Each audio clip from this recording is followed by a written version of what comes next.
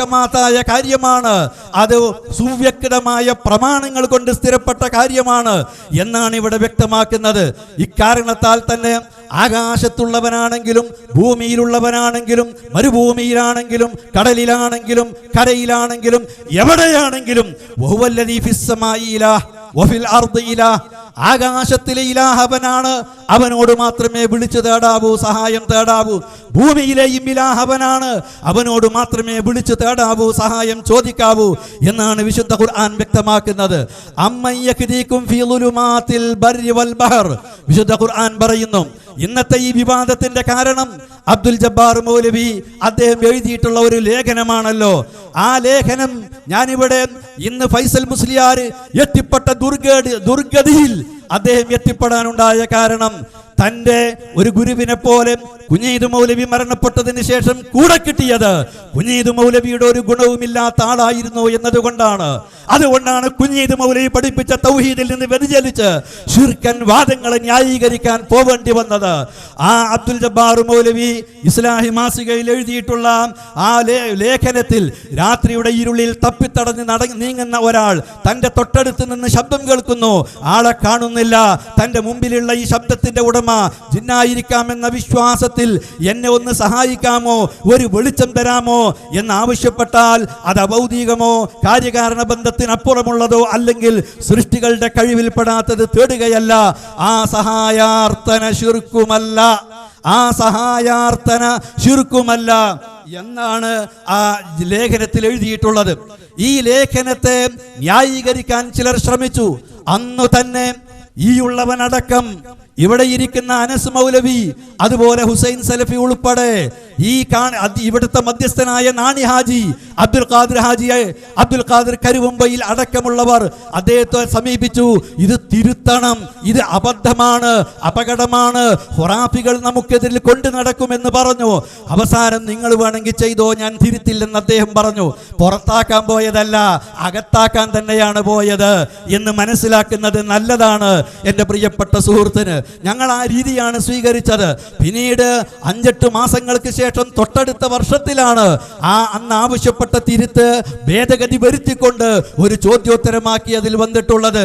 എന്നാൽ ഈ ഒരു പുതിയ ചിന്ത, ജിന്നിനോടുള്ള സഹായ തേട്ടം അത് ശിർക്കല്ല എന്ന ഈ ഒരു വാദം കേരള മുസ്ലിമീങ്ങൾക്കിടയിൽ ആദ്യമായിട്ടാണ് മക്ദി തങ്ങൾ മുതൽ, വക്കം മൗലവി മുതൽ, മാഹിൻ ഹമദാനി തങ്ങൾ മുതൽ, KM മൗലവി മുതൽ, MCC മുതൽ, എന്തിനധികം നമ്മുടെ ഉമർ മൗലവിയെ പോലെ, KP മുഹമ്മദ് മൗലവിയെ പോലെ, സെയ്ദ് മൗലവിയെ പോലെ മുജാഹിദ് പ്രസ്ഥാനത്തിൽ ഒരു അരനൂറ്റാണ്ടിലേറെ കാലം നേതൃപരമായ പങ്ക് വഹിച്ച ഈ ആദർശ പോരാളിയായ സകല സംവാദങ്ങൾക്കും നേതൃത്വം നൽകിയ നമ്മുടെ ബഹുമാന്യനായ ഇന്നത്തെ സെക്രട്ടറി AP അബ്ദുൽ ഖാദിർ മൗലവി അടക്കം ജിന്നിനോട് സഹായം ചോദിക്കുന്നത് ശിർക്കല്ലെന്ന് പറഞ്ഞ ഒരു വാചകം എഴുത്തിലോ പ്രസംഗത്തിലോ ചൂണ്ടിക്കാണിക്കാൻ ഇന്ന് വരെ ഈ ഉള്ളവൻ അടക്കമുള്ളവർ ചോദിച്ചിട്ട് ഇവർക്ക് സാധിച്ചിട്ടില്ല എന്നതാണ് സത്യം. ഇത്തരം വാദഗതികൾ വരുമെന്ന് കണ്ടു മുൻകൂട്ടി അല്ലാഹു അവന്റെ കലാമിൽ ഉദ്ധരിച്ച വചനം പോലെ തോന്നുന്നു. അമ്മൻ യഹ്ദീകും ഫീ ളുലുമാത്തിൽ ബർരി വൽ ബഹർ, കടലിലും കരയിലും ആരാണ് നിങ്ങൾക്ക് വഴി കാണിക്കുന്നവൻ? കടലിലും കരയിലും ആരാണ് നിങ്ങൾക്ക് വഴി കാണിക്കുന്നവൻ? വമൻ യുർസിലുർ റിയാഹ ബുശ്റൻ ബൈന യദൈ റഹ്മതി, അവന്റെ കാരുണ്യമായ മഴയ്ക്ക് മുമ്പ് സന്തോഷ വാർത്തയായ കാറ്റടിപ്പിക്കുന്നവൻ ആരാണ്? അയിലാഹും മഅല്ലാഹ്, അയിലാഹും മഅല്ലാഹ്, അള്ളാഹുവിന്റെ കൂടെ കടലിലും കരയിലും വഴി കാണിക്കാൻ, മരുഭൂമിയിലും അല്ലാത്തിടത്തും വഴി കാണിക്കാൻ, വെളിച്ചം ചോദിക്കാൻ, വഴി കാണിക്കുമോ എന്ന് ചോദിക്കാൻ, വഴി തേടാൻ ജിന്നുണ്ടോ, മലക്കുണ്ടോ, മരിച്ചുപോയ മഹാത്മാക്കളുണ്ടോ? അയിലാഹും അല്ലാഹ് തആല അല്ലാഹു അമ്മാ യുശ്രികൂൻ, അള്ളാഹുവിനെ വിട്ടുകൊണ്ട് മരുഭൂമിയിലും അല്ലാത്തിടത്തും വഴി തേടുന്ന, വഴി ചോദിക്കുന്ന ആളുകൾ ശിർക്ക് ചെയ്യുന്നവരാണ്.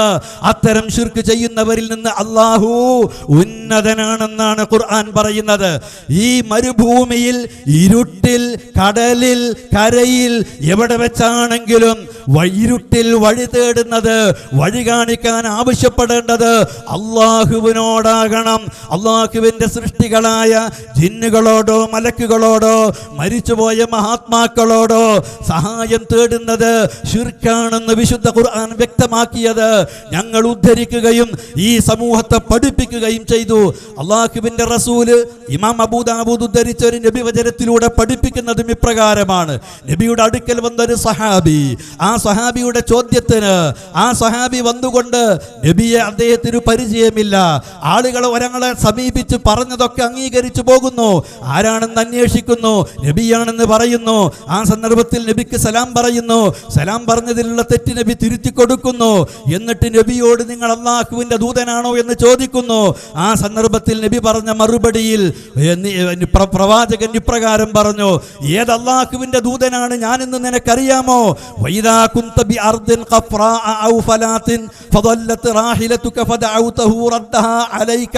നീ ഒരു മരുഭൂമിയിൽ വിജനമായ പ്രദേശത്ത് എത്തിപ്പെടുമ്പോൾ, നിന്റെ വാഹനം വഴിതെറ്റിയാൽ, നീ വിളിച്ചു പ്രാർത്ഥിക്കുമ്പോൾ, നീ സഹായം തേടുമ്പോൾ, ഒട്ടകത്തെ തിരിച്ചു കിട്ടാൻ, വാഹനത്തെ തിരിച്ചു കിട്ടാൻ, വഴിതെറ്റിയതിന് വഴി കാണിച്ചു കൊടുക്കാൻ നീ സഹായം തേടുന്നത്, വിളിച്ചു തേടുന്നത് ഏതൊരുത്തനോടാണോ അത് നിനക്ക് തിരിച്ചു തരുന്നത് ഏതൊരുത്തനാണോ ആ അല്ലാഹു നിയോഗിച്ച ദൂതനാണ് ഞാൻ.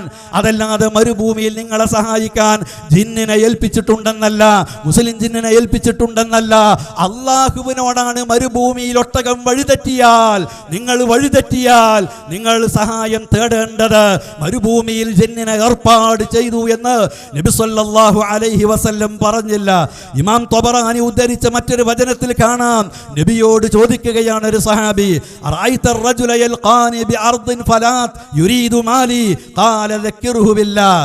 നബിയെ, ഞാനൊരു മരുഭൂമിയിൽ യാത്ര ചെയ്യുമ്പോൾ മറ്റൊരു മനുഷ്യൻ എൻ്റെ സ്വത്ത് കൊള്ളയടിക്കാൻ ഉദ്ദേശിച്ച് എൻ്റെ നേരെ വരുന്നു, ഞാൻ എന്ത് ചെയ്യണം? ഖാല ദക്കിറുഹു ബില്ലാഹ്. നീ അയാളെ അല്ലാഹുവിനെ പറ്റി താക്കീത് നൽകണം. ഖാല ഫഇല്ലം യദ്ദക്കർ, എൻ്റെ താക്കീത് അയാൾ സ്വീകരിച്ചില്ലെങ്കിലോ? ഖാല ഫസ്തഇൻ അലൈഹി മൻ സിവാക മിനൽ മുസ്ലിമീൻ.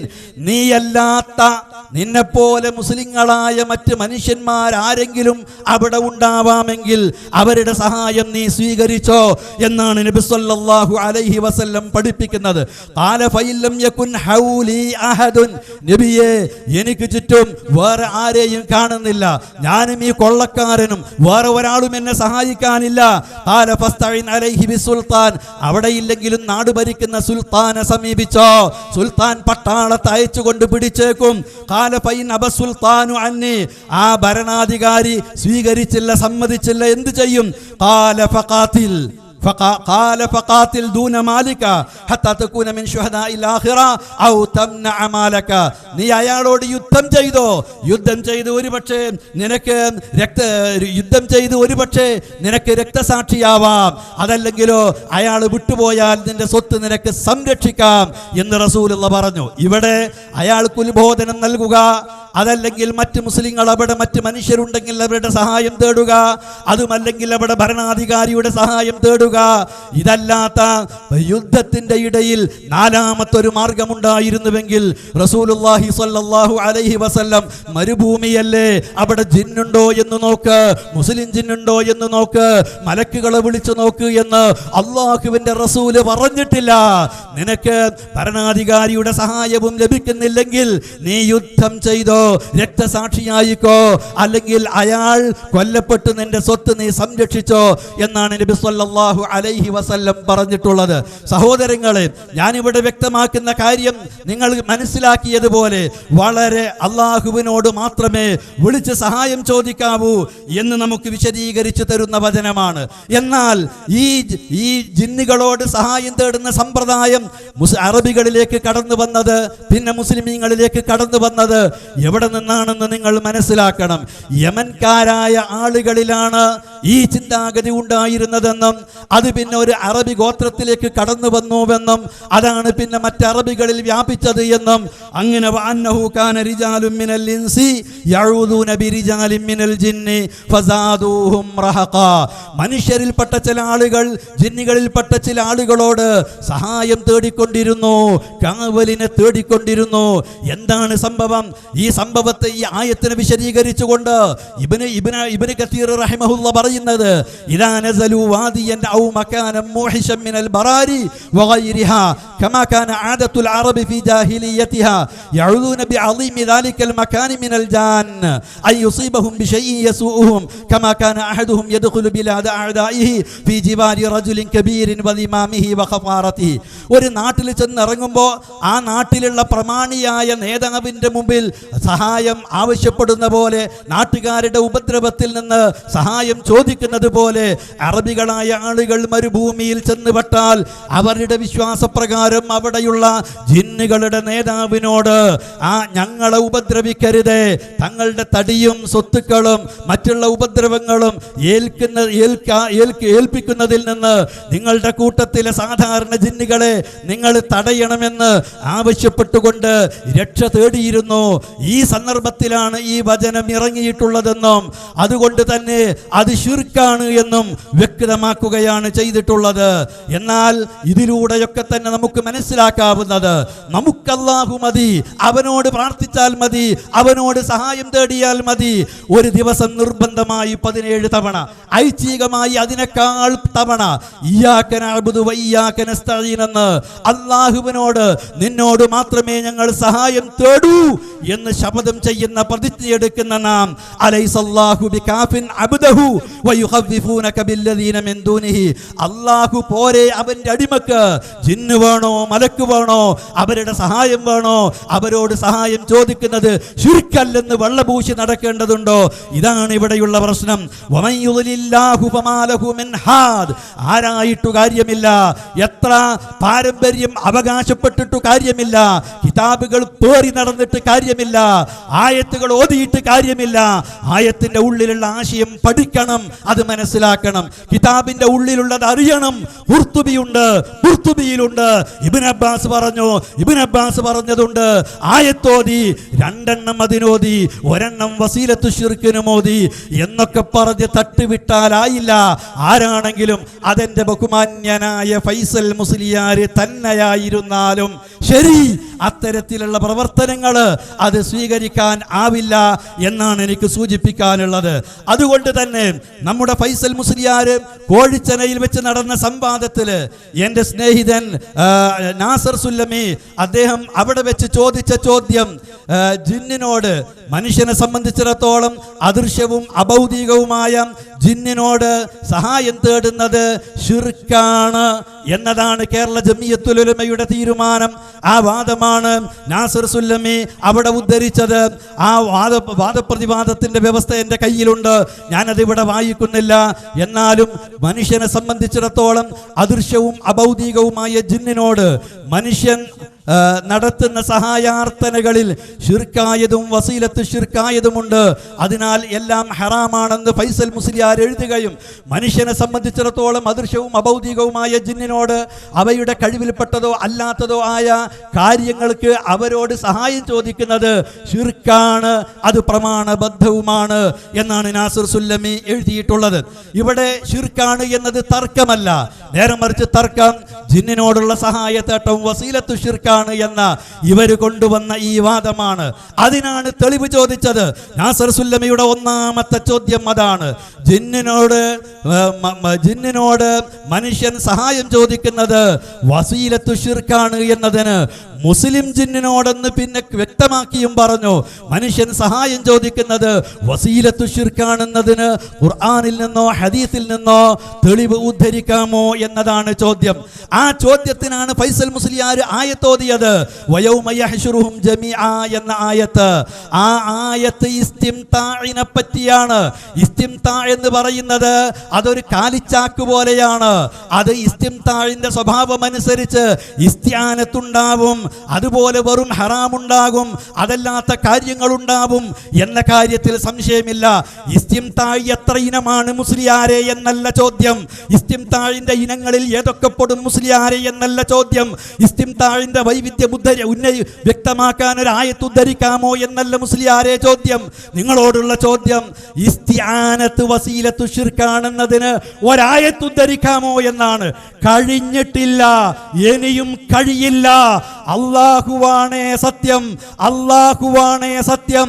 ഞാൻ ഈ മുസ്ലിയാർ ഈ 40 മിനിറ്റ് ഇവിടെ ഉപയോഗിച്ചപ്പോൾ പഴയ ഫൈസൽ മുസ്ലിയാർ ഈ വാദത്തിലേക്ക് പോകുന്നതിന് മുമ്പുണ്ടായിരുന്ന ഒരു സ്വഭാവം ഇവിടെ ഞാൻ വന്നിരുന്നപ്പോൾ അദ്ദേഹത്തിൽ നിന്ന് കണ്ടതും അദ്ദേഹത്തിന്റെ വിഷയാവതരണത്തിന്റെ തുടക്കത്തിൽ കേട്ടതും എനിക്ക് സന്തോഷമുണ്ടാക്കി.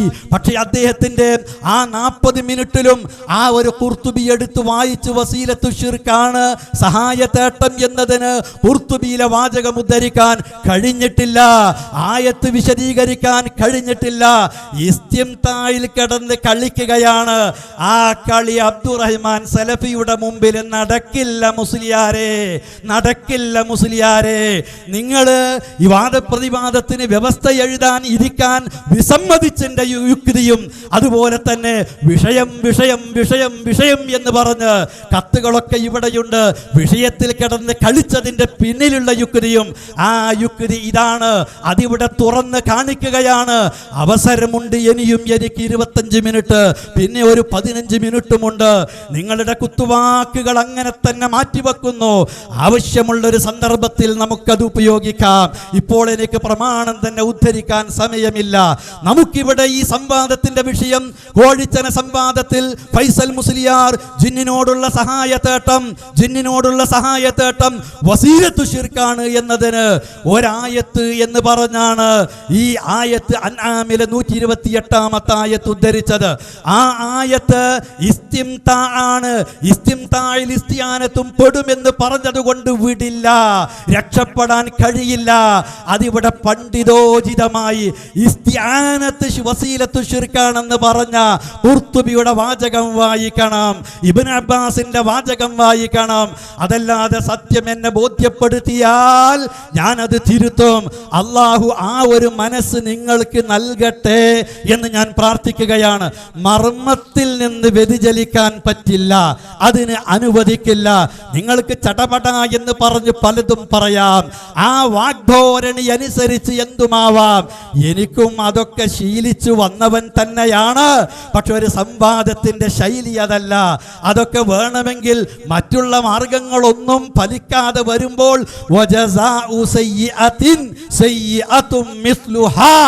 അപ്പോഴാണ് തുല്യ നാണയം. അതിലേക്ക് എന്നെ എത്തിക്കരുത് എന്നാണ് ഇപ്പോൾ ഞാൻ സൂചിപ്പിക്കുന്നത്.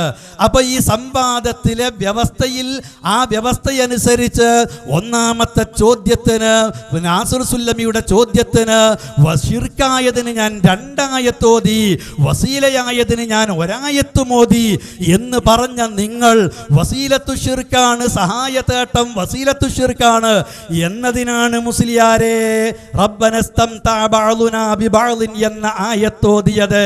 എൻ്റെ പ്രിയപ്പെട്ട ശ്രോതാക്കളെ, മുമ്പിലുള്ളവരെ, അകലെയുള്ളവരെ, ഈ മുസ്ലിയാർ ഇസ്തിംതായിൽ കിടന്ന് കളിക്കും.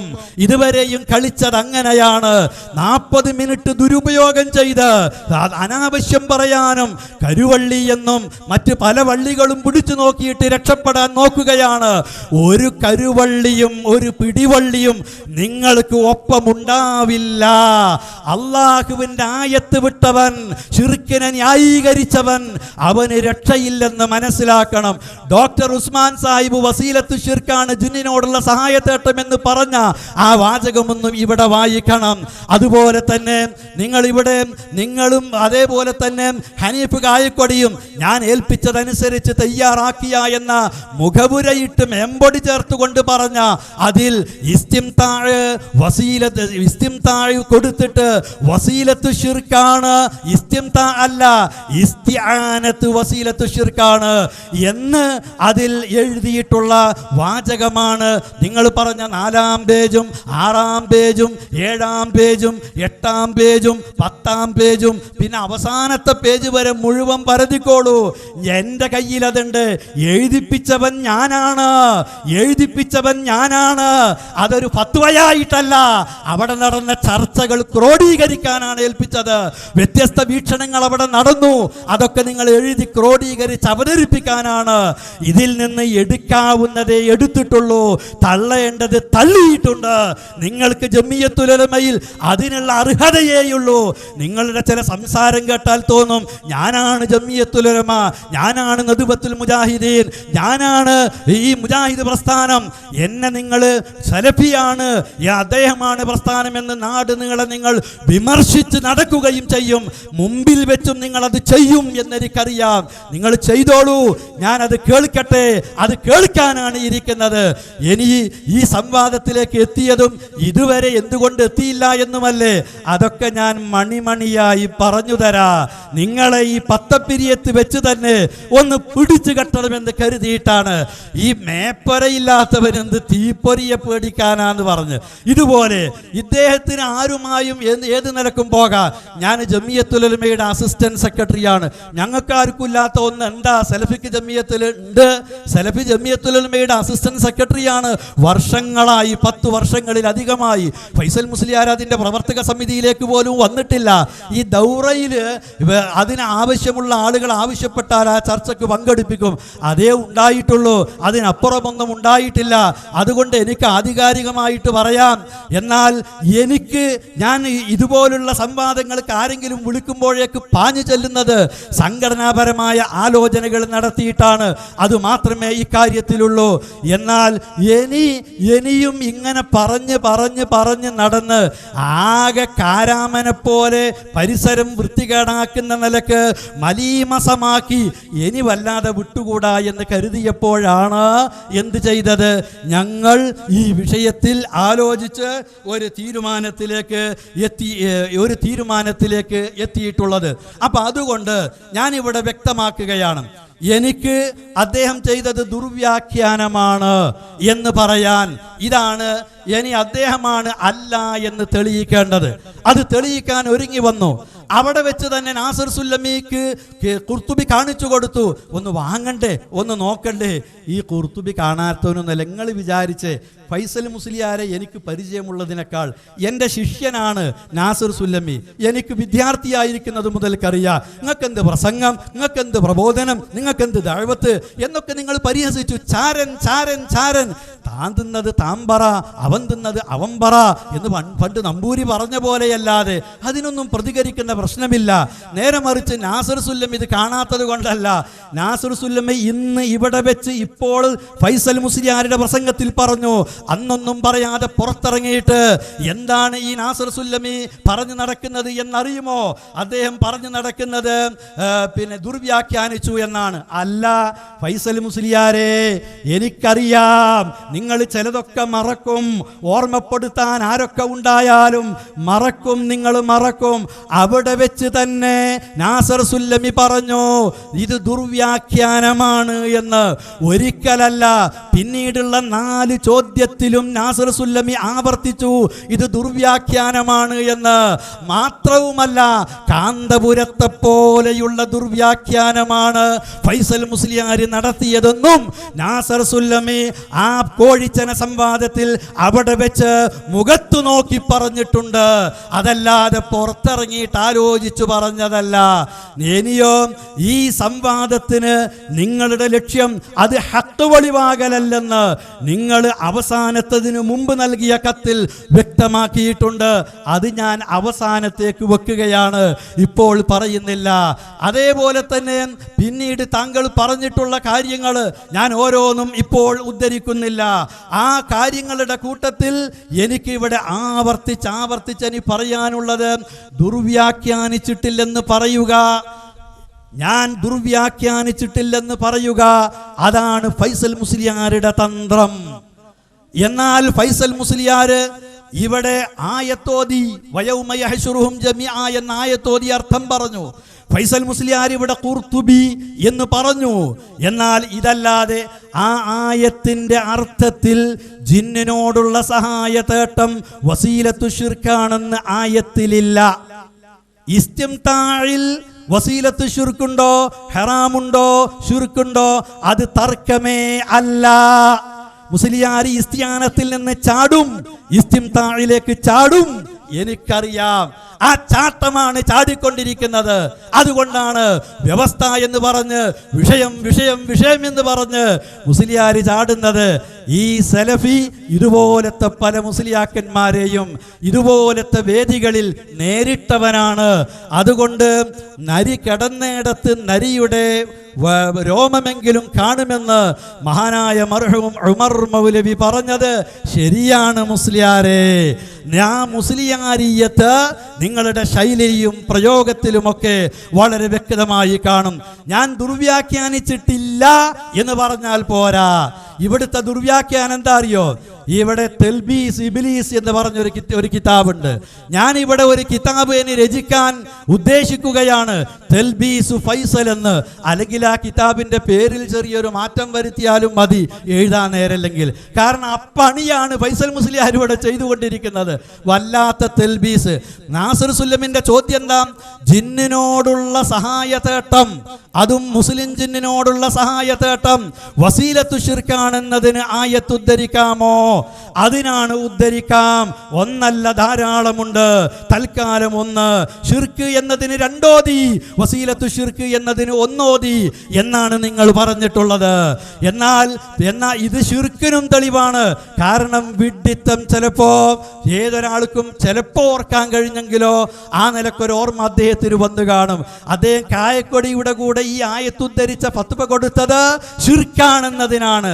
സാലിഷ് വാടാനപ്പള്ളിയോട് ഇവിടെ പന്നിപ്പാറ വെച്ച് രഹസ്യമായി ഒരു വീട്ടിൽ വെച്ച് നടത്തിയ ആ സംവാദത്തിൽ ഷിർക്കാണെന്നതിനാണ് ഈ ആയത്ത് ഓതിയത്. ഇവിടെ ഒറ്റമൂലിയാണത്ര ഈ ആയത്ത്. 3 ചോദ്യത്തിനുമുള്ള മറുപടിയാണത്ര ഈ ആയത്ത്. ജമിയത്തിന്റെ പുസ്തകത്തിലുള്ള മറുപടിയുമാണത്ര ഈ ആയത്ത്. ആ വിങ്ങിൽ അദ്ദേഹം ഒറ്റമൂലിയാണെന്ന പോലെ ഇവിടെ ഈ ഭാഗത്ത് നിന്നുള്ള എല്ലാ ചോദ്യത്തിനും മറുപടിയായ ഒറ്റമൂലിയാണത്ര ഈ ആയത്ത്. അതുകൊണ്ട് ഒറ്റമൂലി ആയത്തുമായി ഒറ്റമൂലി മുസ്ലിയാർ ഊരു ചുറ്റുന്നത് അവസാനിപ്പിക്കേണ്ടി വരും. ഇവിടുത്തെ വിഷയം ജിന്നിനോടുള്ള സഹായതേട്ടം വസീലത്തു ശിർക്കാണ് എന്നതിനാണ് നിങ്ങൾ ഈ ആയത്തോതിയത്. ആയത്തിൽ ജിന്നിനോടുള്ള സഹായതേട്ടം വസീലത്തു ശിർക്കാണെന്ന് നിങ്ങൾ വ്യക്തമാക്കണം. ഇസ്തിംതാഇൽ ശിർക്കുണ്ട്, വസീലയുണ്ട്, അല്ലാത്തതുണ്ട് എന്ന് പറഞ്ഞ് തടി തപ്പാൻ നോക്കണ്ട. ഇവിടുത്തെ ചോദ്യം ഇതാണ്. ഇസ്തിആനത്തും ബിൽ ജിന്ന്, ജിന്നിനോടുള്ള സഹായതേട്ടത്തിന് സഹായതേട്ടം വസീലത്തു ശിർക്കാണ് എന്നതിന് ഖുർആനിൽ നിന്ന് ഒരായത്ത് ഉദ്ധരിക്കാമോ? മാലോകരെ ശ്രവിച്ചോളൂ. ഇതാണ് തർക്കം, ഇതാണ് വിഷയം. ഈ വിഷയത്തെ കോട്ടിമാട്ടാനാണ് മുസ്ലിയാർ ശ്രമിച്ചത്. ഈ ചോദ്യത്തിന് ആ ആയത്തോതി കബളിപ്പിച്ചു, തെറ്റിദ്ധരിപ്പിച്ചു. ആയത്തിന്റെ ആ അർത്ഥം അതാണെന്ന് മാലോകരെ കൊണ്ട് തെറ്റിദ്ധാരണയിൽ അകപ്പെടുത്താൻ ശ്രമിച്ചു എന്നതാണ് ദുർവ്യാഖ്യാനം. കാന്തപുരത്തിനോട് എപ്പി ചോദിച്ചു, അല്ലാഹു അല്ലാത്തവരോട് വിളിച്ച് പ്രാർത്ഥിക്കുന്നത് ഖുർആനിൽ ആയത്തുണ്ടോ?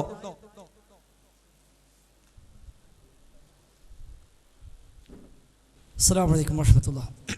അൽഹംദുലില്ലാഹ്. അപ്പോൾ ഏതായിരുന്നാലും കോഴിച്ചനയിൽ പ്രയോഗിച്ച ഒറ്റമൂലി കൊള്ളേണ്ട സ്ഥലത്ത് കൊണ്ടിട്ടുണ്ട്. അതിപ്പോൾ വ്യക്തമായി. ഏതായിരുന്നാലും ഇത്ര പെട്ടെന്ന് കാര്യം എളുപ്പമായി കിട്ടും എന്ന് ഞാനും വിചാരിച്ചിട്ടില്ല. ഏതായിരുന്നാലും പുലി കിടന്നിടത്ത് തോലെങ്കിലും കാണുന്ന അല്ലെങ്കിൽ രോമമെങ്കിലും, പക്ഷേ ആ രോമം ഏതാണ് എക്സ്പയർ ആയിട്ടുണ്ട് എന്നാണ് ഇപ്പൊ മനസ്സിലാകുന്നത്.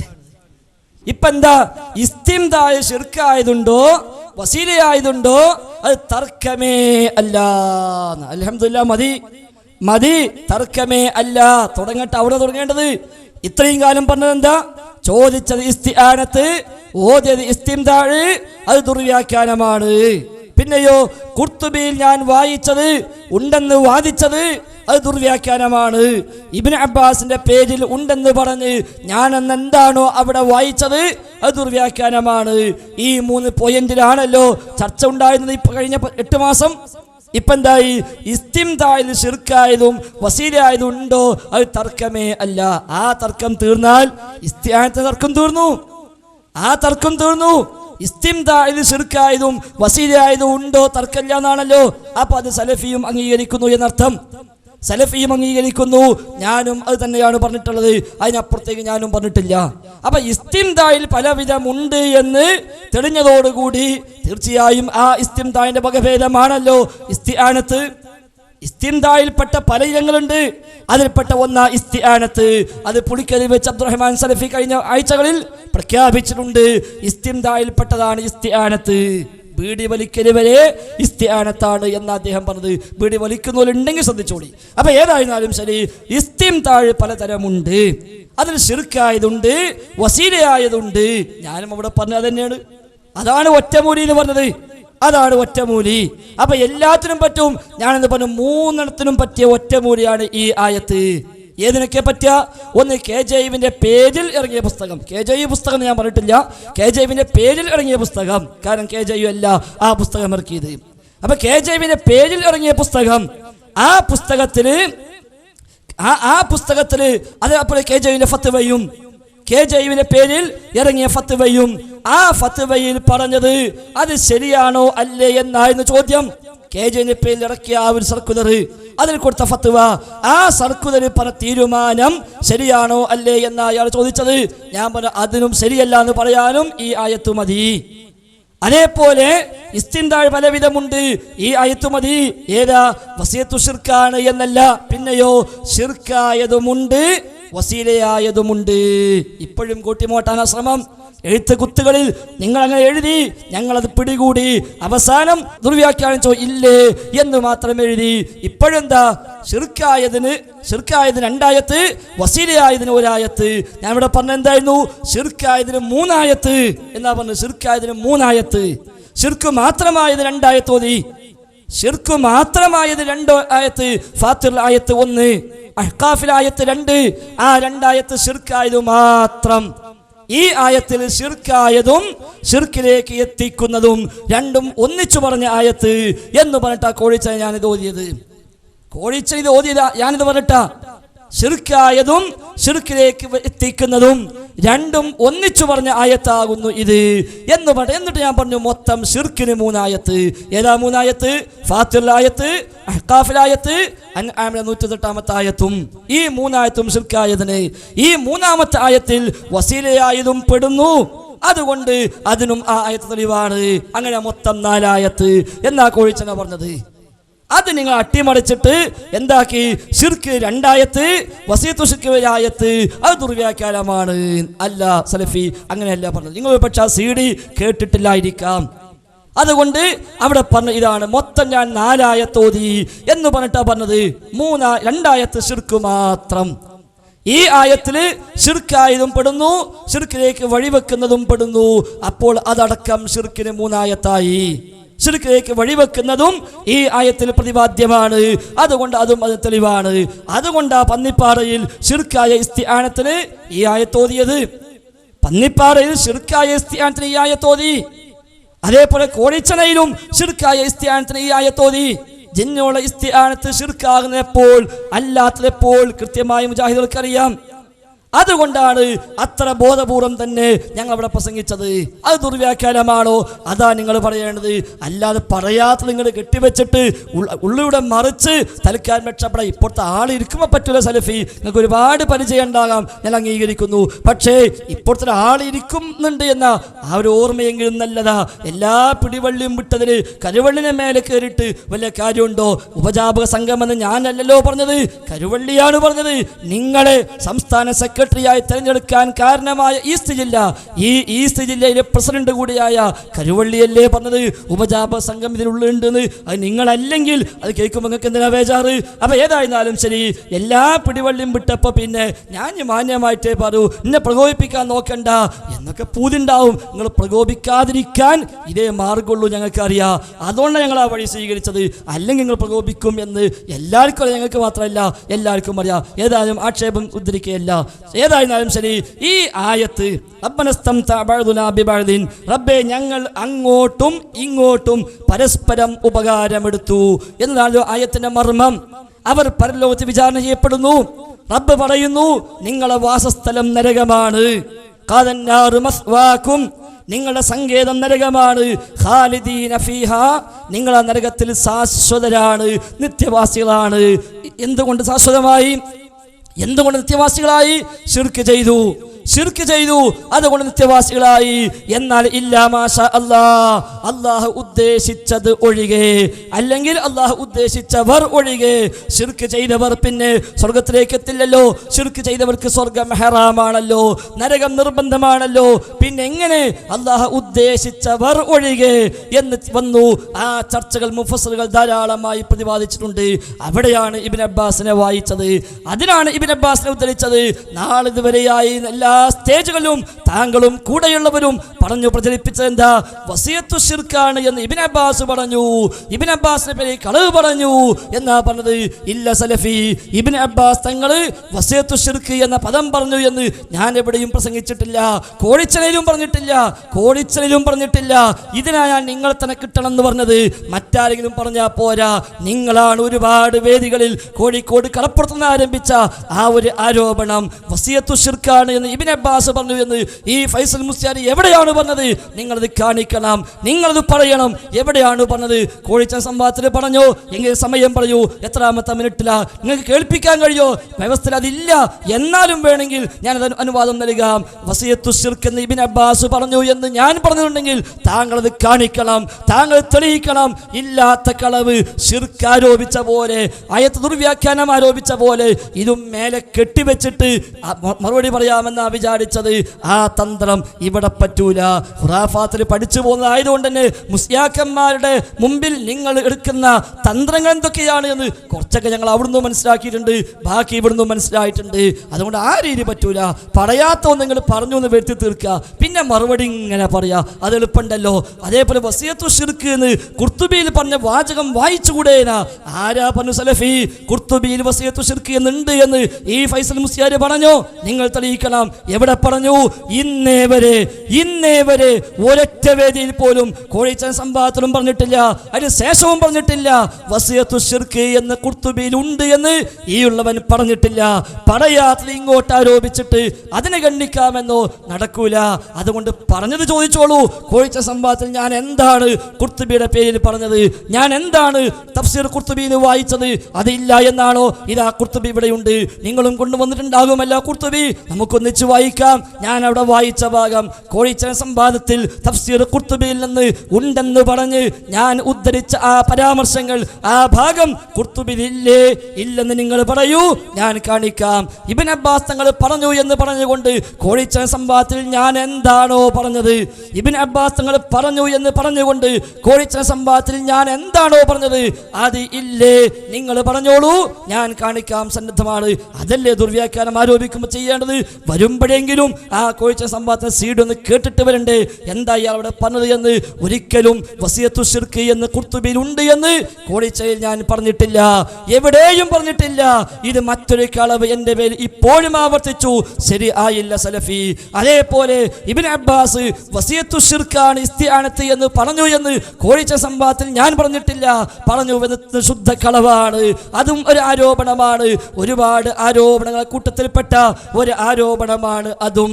അതുകൊണ്ട് നിങ്ങൾ അതാണ് സ്ഥാപിക്കേണ്ടത്. ഞാനിവിടെ പറഞ്ഞ ഭാഗം എന്തോ കൃത്യമാണ്. കോടിച്ചേ ഞാൻ പറഞ്ഞത് എന്താ? ഇസ്തിംതാഴ് പറഞ്ഞപ്പോൾ ആയത്തോതിയിട്ട് അർത്ഥം വെച്ചിട്ട് ഞാൻ അവിടെ പറഞ്ഞു എല്ലാ ഉപകാരവും എല്ലാ ഇസ്തിംതാവും ശിർക്കാണ് എന്നാണോ? അല്ലല്ലോ. ഇസ്തിംതാ ശിർക്കായതുണ്ട്, ശിർക്കല്ലാത്തതുണ്ട്. പലതരം ഇസ്തിംതാ ഉണ്ട്, ആപത്തിലുള്ള ഇസ്തിംതാ ഉണ്ട്, പല രൂപത്തിലുള്ള ഇസ്തിംതാ ഉണ്ട്. ആയത്തിൽ നിന്ന് തന്നെ വ്യക്തമാകുന്നു എന്ന് പറഞ്ഞിട്ടാണ് ഞാൻ അവിടെ ഖുർത്തുബി വായിച്ചത്. മദ്യപാനവും വ്യഭിചാരവും ഉൾക്കൊള്ളുന്ന ഭാഗമാണ് ഞാൻ ഖുർത്തുബിയിൽ വായിച്ചത്. അതേപോലെ സിഹറും കഹാനത്തും അതും ഞാൻ ഇവിടെ പ്രയോഗിച്ചിട്ടുണ്ട്. അല്ലാതെ വസിയത്തു ശിർക്ക് എന്ന് ഖുർത്തുബിയിലുണ്ട് എന്ന് ഈ ഉള്ളവൻ ഇന്നേ വരെ എവിടെയും പറഞ്ഞിട്ടില്ല. പറയാത്ത ഒന്ന് പറഞ്ഞുവെന്ന് നാട് നീളെ പ്രചരിപ്പിച്ചിട്ട് അതിന് മറുപടി പറഞ്ഞ് രക്ഷപ്പെടാമെന്നാണ് വിചാരിച്ചെങ്കിൽ അത് പറ്റൂല, അത് ശരിയായില്ല എന്നാ സൂചിപ്പിക്കാനുള്ളത്. അതേപോലെ ഇബ്നു അബ്ബാസ് തങ്ങൾ ഞാൻ ഉദ്ധരിച്ചത് എന്തിനാ? ഇബ്നു അബ്ബാസ് പറഞ്ഞ വ്യാഖ്യാനം വസിയത്തു ശിർക്ക് എന്ന് ഇബ്നു അബ്ബാസ് പറഞ്ഞു എന്നാണോ ഞാൻ പറഞ്ഞത്? ഒരിക്കലുമല്ല. പിന്നെന്തേ പറഞ്ഞത്? ഇബ്നു അബ്ബാസ് തങ്ങൾ എന്തിനാണ് വായിച്ചത്? ഇല്ലാ മാഷാ അല്ലാഹ് എന്ന ഭാഗം വിശദീകരിക്കുമ്പോൾ അല്ലാഹു ഉദ്ദേശിച്ചത് ഒഴികെ എന്ന ആ ഭാഗം, അതിന് ഇല്ലാ മാഷാ അല്ലാഹ് ഇല്ലാ മൻഷാ അല്ലാഹ് അല്ലാഹു ഉദ്ദേശിച്ചവർ ഒഴികെ എന്നാണ് അർത്ഥമെന്ന് തഫ്സീർ ഖുർത്തുബിയിൽ മാത്രമല്ല ഒട്ടുമിക്ക മുഫസ്സിറുകളും അത് രേഖപ്പെടുത്തിയിട്ടുണ്ട്. ഇല്ലാ മാഷാ അല്ലാഹ് എന്ന് പറഞ്ഞാൽ ഇല്ലാ മൻഷാ അല്ലാഹ് അല്ലാഹു ഉദ്ദേശിച്ചവർ ഒഴികെ. എങ്കിൽ ആരാണ് ആ ഉദ്ദേശം ലഭിക്കുന്നവർ? ശിർക്ക് ചെയ്തവരാണോ? അവരേതായാലും നരകത്തിൽ ശാശ്വതമാണല്ലോ, അവർ സ്വർഗം നിഷിദ്ധമായവരാണല്ലോ. പിന്നെ ആരെയാണ് ഇല്ലാ മൻഷാ അല്ലാഹ് എന്ന ഈ ഒരു പ്രഖ്യാപനത്തിലൂടെ ഇവിടെ മാറ്റി നിർത്തിയത്? ആരെയാണ് ഇസ്തിസ്നാ ചെയ്തത്? അവിടെയാണ് അഹ്ലുൽ തൗഹീദാണ്, അഹ്ലുൽ ഈമാനാണ്, അതേപോലെ ഉസാത്താണ് എന്നൊക്കെയുള്ള വ്യാഖ്യാനങ്ങൾ വായിച്ചപ്പോഴാ ഇബ്നു അബ്ബാസിനെ പറഞ്ഞത്. അല്ലാതെ ഇബ്നു അബ്ബാസ് വസിയത്തു ശിർക്ക് എന്ന് പറഞ്ഞു എന്ന് ഈ ഉള്ളവൻ എവിടെയും പറഞ്ഞിട്ടില്ല. അത് എവിടെയെങ്കിലും കാണാത്ത കാലത്തോളം ഞാനൊട്ട് പറയുകയും ഇല്ല. അതുകൊണ്ട് ഞാൻ അവിടെ വായിച്ചത് ഇല്ലെങ്കിൽ നിങ്ങളത് പറയണം. എത്ര സ്ഥലത്ത് നിങ്ങൾ പറഞ്ഞു, പെരിന്തൽമണ്ണയിൽ നിങ്ങൾ ആക്രോശിച്ചു, അതേപോലെ കോഴിക്കോട് കടപ്പുറത്ത് നിങ്ങൾ ഒന്നാകെ ഉറക്കെ പ്രഖ്യാപിച്ചു. എന്താ പറഞ്ഞത്?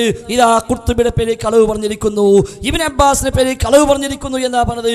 ഇല്ല സലഫി, ഇബ്നു അബ്ബാസ് തങ്ങളുടെ മഹാനായ സ്വഹാബി പറയാത്ത ഒരു ഹർഫ് അദ്ദേഹത്തിന്റെ പേരിൽ ഞാൻ പറഞ്ഞിട്ടില്ല, ഇൻഷാ അല്ലാഹ് പറയുകയുമില്ല. അതേപോലെ തഫ്സീർ ഖുർത്തുബിയിൽ ഇല്ലാത്തൊരു വാചകം ഉണ്ട് എന്ന് ഞാൻ പറഞ്ഞിട്ടില്ല. കോഴിച്ച സംഭവത്തിൽ എന്താണോ ഞാൻ പറഞ്ഞത് അത് തെളിയിക്കാൻ, അത് വായിച്ചു കേൾപ്പിക്കാൻ സന്നദ്ധമാണ്, ഒരുങ്ങി തന്നെയാണ് വന്നത്. അതുകൊണ്ട് വായിക്കാത്ത ഭാഗം ഇങ്ങോട്ട് കെട്ടിവെച്ചിട്ട് അതിന് മറുപടി പറയാൻ എളുപ്പമുണ്ട്. അല്ലെങ്കിലും മറുപടി പ്രസംഗങ്ങളിൽ, ഖണ്ഡന പ്രഭാഷണങ്ങളിൽ സലഫി എന്നും സ്വീകരിക്കാറും പഠിപ്പിക്കാറുമുള്ള ശൈലി അതാണല്ലോ. മറ്റൊരു പറഞ്ഞൊന്നും അത്രയും നോക്കണ്ട, അതിൽ പ്രധാനപ്പെട്ട 2-3 പറയാ, ബാക്കി നമ്മളെ പഴയ നോട്ടങ്ങ് പ്രസംഗിക്കുക. അതാണല്ലോ ഇവിടെയും ചെയ്തത്. അമ്മ യഹ്ദീകും ഫി ദുലുമാത്തിൽ ബർരി വൽ ബഹരി. സലഫിക്ക് അഭിപ്രായമുണ്ടോ അവിടെ ജിന്ന് മാത്രമേ ഒഴിവുള്ളൂ, മനുഷ്യൻ ഒഴിവില്ല? അഭിപ്രായമുണ്ടോ? ദുലുമാത്തുൽ ബർരി വൽ ബഹർ, കരയിലെയും കടലിലെയും ഇരുട്ടുകളിൽ ആരാ വഴി കാണിക്കുന്നത്? ആ വഴി കാണിക്കൽ മനുഷ്യനും കാണിക്കൂല, ജിന്നും കാണിക്കൂല, മലക്കും കാണിക്കൂല, റഹ്മാനായ റബ്ബ് മാത്രമേ കാണിക്കൂ. അല്ലാതെ അത് മനുഷ്യർക്ക് വകച്ചു കൊടുത്ത് ജിന്ന് പെടൂല എന്ന് പറയുമ്പോൾ എന്തേ ആ ഒരു ശൈലിയിൽ തന്നെ മനുഷ്യൻ പെടൂല എന്ന് പറയാതിരുന്നത്? ആ വഴി കാണിക്കൽ റബ്ബ് മാത്രമാണ്, റബ്ബ് മാത്രമേ ആ വഴി കാണിക്കുകയുള്ളൂ. അതല്ലേ നമ്മൾ ഇത്രയും കാലം അഭൗതിക മാർഗമെന്നും അദൃശ്യ മാർഗമെന്നൊക്കെ പഠിപ്പിച്ചത്? അതല്ലേ മുൻഗാമികളെല്ലാം എഴുതി വെച്ചത്? എന്നിട്ട് ചോദിക്കുക, ആരെങ്കിലും പറഞ്ഞോ? മക്തി തങ്ങൾ മുതൽ ഹമദാനി തങ്ങൾ മുതൽ ആരെങ്കിലും പറഞ്ഞോ എന്ത് ജിന്നിനെ വിളിച്ച് സഹായം തേടാൻ? ആരാ പറഞ്ഞത് തേടാമെന്ന്? ആരാ പറഞ്ഞ് തേടാമെന്ന്? ആര് പറഞ്ഞു തേടിയാൽ കുഴപ്പമില്ലാന്ന്? പറഞ്ഞിട്ടില്ലല്ലോ. എന്നാൽ ജിന്നും മലക്കും അടക്കമുള്ളവർക്ക് അഭൗതിക കഴിവില്ല എന്ന് ആരൊക്കെ പറഞ്ഞു? KM മൗലവി പറഞ്ഞില്ലേ? KNM-ന്റെ 1ാമത്തെ പ്രസിഡന്റ്, KJU-വിന്റെ 1ാമത്തെ പ്രസിദ്ധീകരണത്തിൽ അദ്ദുആഉ വൽ ഇബാദ എന്ന ഈ ബുക്കിന്റെ 7ാമത്തെ പേജിൽ KM മൗലവി പറഞ്ഞില്ലേ ആരാ ഇലാഹ് എന്ന്? എപ്പോഴാ ഇലാഹ എന്ന് സലഫി പറഞ്ഞല്ലോ. ഇലാഹും അല്ലാഹ് എന്ന് വായിച്ചല്ലോ. അതെ, ആർക്കാ ഇലാഹ് എന്ന് പറയാ? പറയുന്നു, ആദിയായ സബബുകൾക്കപ്പുറമുള്ള അധികാര ശക്തി സൃഷ്ടാവിന് മാത്രമേയുള്ളൂ. സബബുകൾക്കപ്പുറമുള്ള ശക്തി, ആദിയായ സബബിനപ്പുറമുള്ള ശക്തി, മടഞ്ഞതായ ശക്തി സൃഷ്ടാവിന് മാത്രമേയുള്ളൂ. സൃഷ്ടികൾക്ക് ആർക്കുമില്ല. ഹയാത്തുള്ളവരാകട്ടെ മരിച്ചവരാകട്ടെ ആർക്കുമില്ല. മലക്കുകൾക്കാകട്ടെ ജിന്നുകൾക്കാകട്ടെ അമ്പിയാക്കൾക്കാകട്ടെ ഔലിയാക്കൾക്കാകട്ടെ ഹൈവാനാത്തിനാകട്ടെ ജമാദാത്തിനാകട്ടെ ആർക്കുമില്ല, ഒന്നിനുമില്ല. അപ്പൊ ജിന്നിന് അധികാര ശക്തി ഇല്ല, അദൃശ്യമായ അതീതമായ ശക്തി ഇല്ല, സബബിനപ്പുറമുള്ള കഴിവില്ല എന്നിട്ട് പറയാ അങ്ങനെയുള്ള മറഞ്ഞ അധികാര ശക്തി ഏതൊരു വസ്തുവിലുണ്ടെന്ന് ഒരാൾ ധരിക്കുന്നുവോ അയാൾ ആ വസ്തുവിനെ തൻ്റെ ഇലാഹാക്കുകയാണ് ചെയ്യുന്നത്.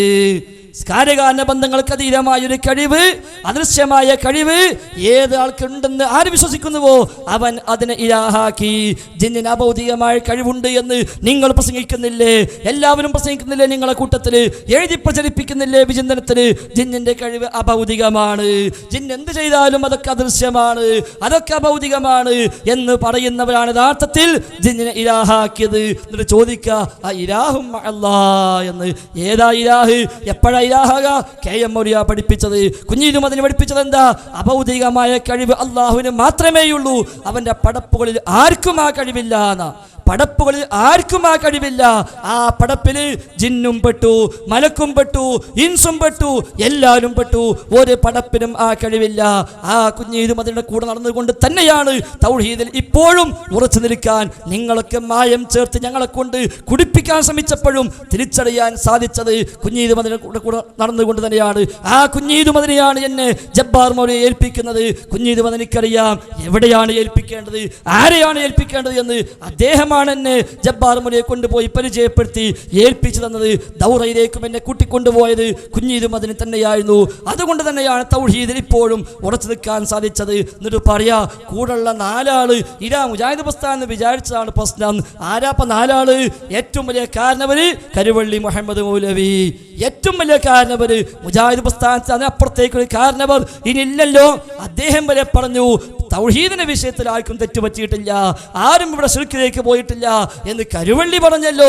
പിന്നെ അതിനപ്പുറത്തേക്ക് നിങ്ങൾക്ക് ഏതായാലും പാരമ്പര്യം ഉണ്ടാവില്ലല്ലോ. ഞാൻ പാരമ്പര്യമുള്ളതല്ല, ശരിയാണ്, ഞാൻ ഒരു വെറും മെമ്പർ മാത്രമാണ്, അതിനപ്പുറത്തേക്കൊന്നും പോയിട്ടില്ല, പോകാൻ ആഗ്രഹിച്ചിട്ടില്ല, ഇനിയും പോകാൻ ആഗ്രഹവുമില്ല. റബ്ബ് അത്തരം താല്പര്യങ്ങളിൽ നിന്ന് സംരക്ഷിക്കുമാറാവട്ടെ. ആ കരുവള്ളി അടക്കാം. അതേപോലെ കൊടയത്തൂരും പ്രഖ്യാപിച്ചുവല്ലോ. ഇപ്പോ എന്തേ മൗനം പാലിക്കുന്നത്? അതേപോലെ പിന്നെ ഹുസൈൻ സലഫി, PN ലത്തീഫ് മദനി അടക്കമുള്ള എത്രയെത്ര പണ്ഡിതന്മാർ, എന്നിട്ട് മൂപ്പരും കൂടുള്ള 4 ആളും. ഈ 4ന്റെ വലിപ്പത്ര നമുക്കറിയില്ല.